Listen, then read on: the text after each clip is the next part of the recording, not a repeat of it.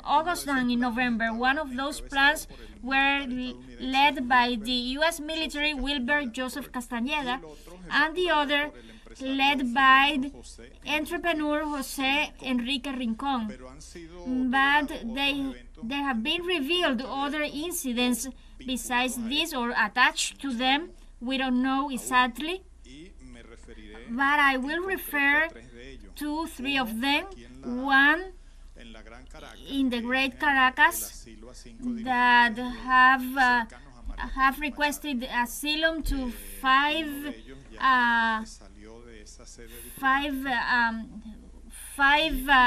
followers of Maria Corina Machado, and other events were occurred in Guárico, killing the Venezuelan citizens and so on December 23rd, in that same there was an assault, an alleged assault against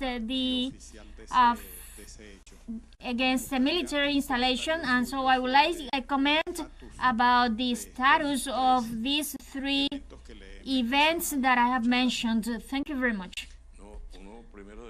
Well, one would answer, why is Martinez Motola getting out of the embassy? Why? I imagine that he will declare and will explain the reasons why he left the embassy, what did he leave, what he lived there, and what he witnessed there. So it would be very interesting for him to say that in front of the audience for the country, if there's any doubt of his low humane quality of that opposition sector, listen and be updated about. And so indeed there was an attack in December, and two comrades passed away, and they were isolated, but not from the national context. So it was public, communicational, and remarkable, and said for themselves that the criminal groups in Venezuela have an agreement with this fascist sector. They said they supported this fascist sector of Venezuela. They said it during elections, in tape recordings of the Tren de Aragua group, and in which they expressed their support to that sector, and they menaced the national government. And we said it in 2025. We said in the 2024, and that 2025 was the year of consolidation of peace in Venezuela, with the fighting against these opposition sector, fascist sectors. And so all institutions are just working actively, and that attachment is very dangerous for the country.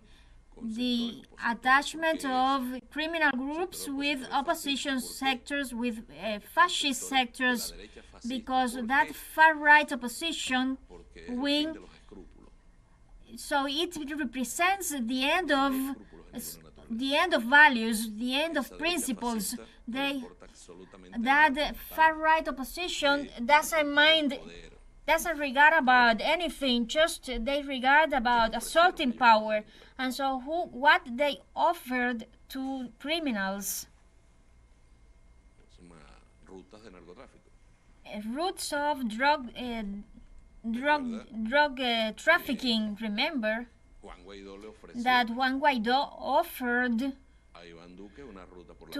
Iván Duque a route for the Guajira in Venezuela, just free for drug dealing. What they offer to these criminals, pardon their crimes. Those criminals go so go freely with their families. That's not going to happen. It's a union of criminals, political criminals, fascist criminals, with extortioners. And so we are just working in almost. Usually we work in silence and we act. We haven't spoke. Well, lately I just mentioned the seizure of those munitions. And when we denounced that, they said there were lies. Until Interpol said they have the same information, but we have the fact of having seized the munitions, and we didn't let them go from the United States and we acted here in Venezuela. And so it is very shameful, the attack to the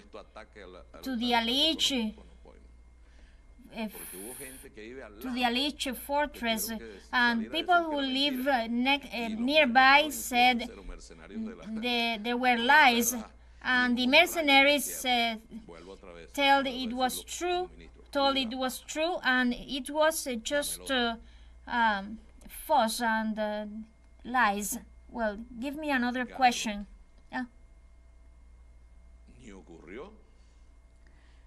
Gamelotro wasn't there, and so that's just fantasy to convince the audience, to convince the people. And so that's the signal that it came. The start of Belén is a signal. I have a signal, but I didn't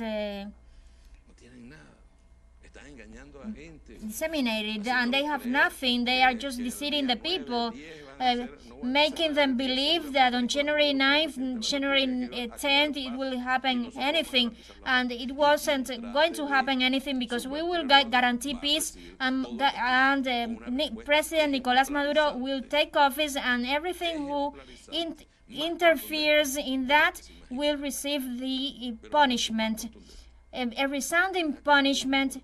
And there's no attack whatsoever. Just Venezuela is at peace, and so the military are just at their holidays, and the police officers too. They are just some of them are at their holidays, and so they try to attach one thing with another. And they said that there are isolated acts, and they are just attached to the criminal groups are attached to the opposition far right. They are attached to the munitions and to the assassination of Tenant Ojeda in retaliation. So they are just involved in this. And we have received threats on December 16th, and we just arrived in January, and we are at peace. So they said, we won't let them sleep. And they are the ones who are not sleeping. They are the ones who are not sleeping. And on January 10th, there's going to be an activity here, a swearing ceremony. President Maduro will be taking office along with the people, and who's gonna blame for it? Maria Corina Machado, who's gonna blame? Edmundo Gonzalez, what are you going to say when? So come. I wish he had a gesture of bravery and come here in Venezuela. I don't know any criminal who have left and then have come back. You know why? Because they just go and enjoy their money outside, because they try to sell the country and they charge for it.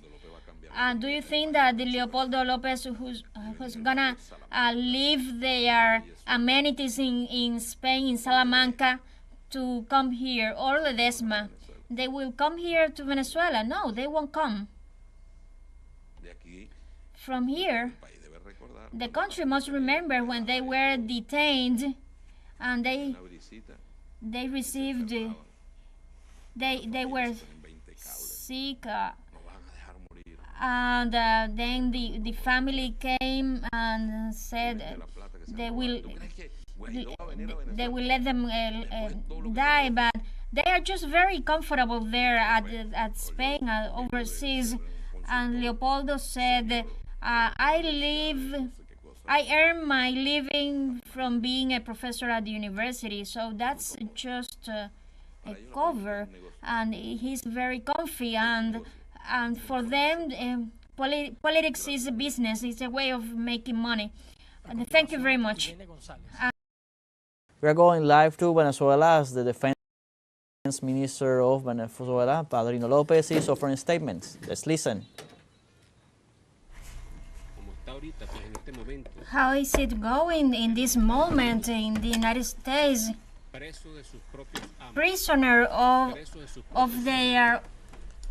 his own owners.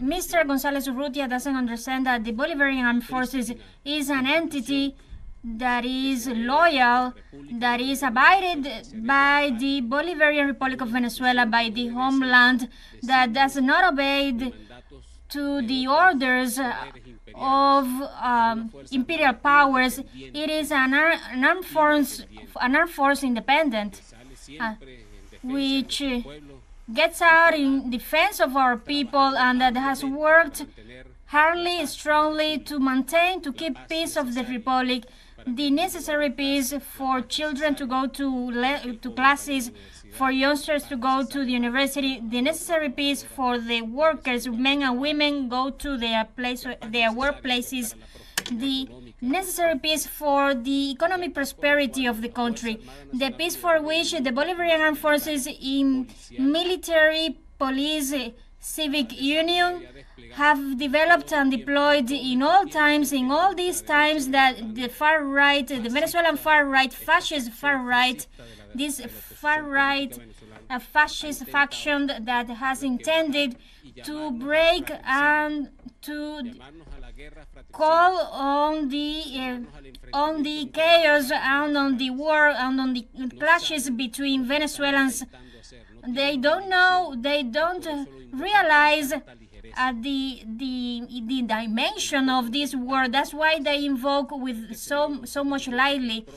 This Mr. González Urrutia, a wanted person of Venezuelan justice, has dared to send a ridiculous message, a poor message, a lame message, a very senseless, headless message. It does not have a coherent message which should be directed to an institution like ours. That's why we have prepared the communique of the Bolivarian Armed Forces in response to them, because they weren't able to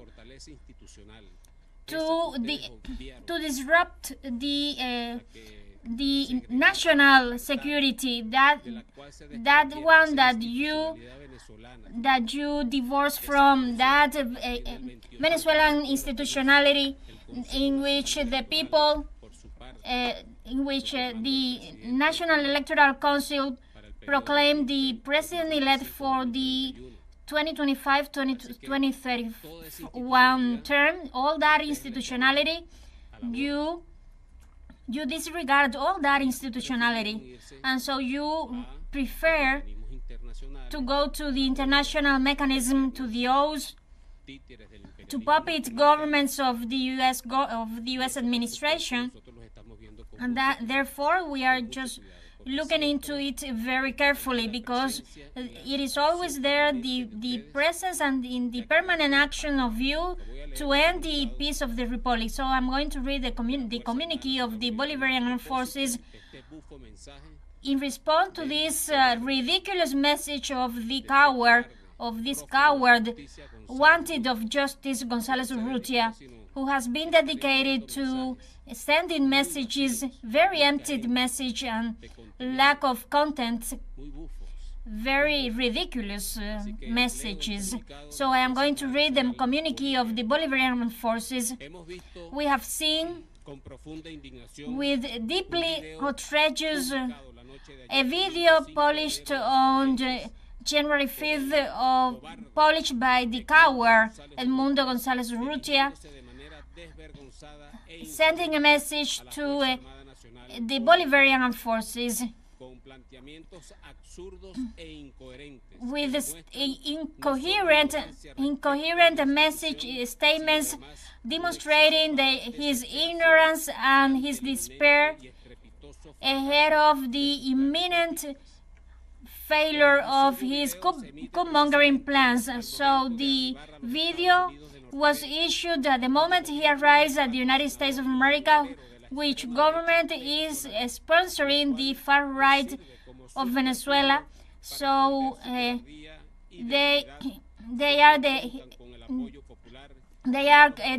are refugee because González Urrutia doesn't count on the popular support of the Venezuelans, because Venezuelans despise him. So with this, his improper words referring to peace and stability of Venezuela, because he systematically has requested sanctions and cohesive unilateral measures that so much damage has caused to the Venezuelan people, including the military troops and their families, who have been the first victims of violence, whose by the criminal groups during years as part of their neo-fascist actions to destabilize the legitimate government and undermine the tranquility of his citizens.